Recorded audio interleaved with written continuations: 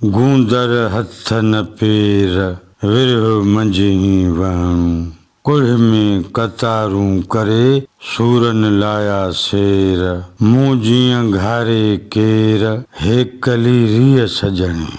मुंहिंजे ख़्याल में हिन बैत जी ज़ाहिरी माना हिन तरह थींदी। गूंदर हथ न पेर विरह मंझि वहणु। लतीफ़ साईं चए थो त हीउ जेको ग़म आहे उनखे हथ पेर न थींदा आहिनि। इहो जेको फिराक आहे, इहो जेको विरह आहे, इहो अंदर में असर थो करे। कुल्ह में कतारूं करे सूरन लाया शेर।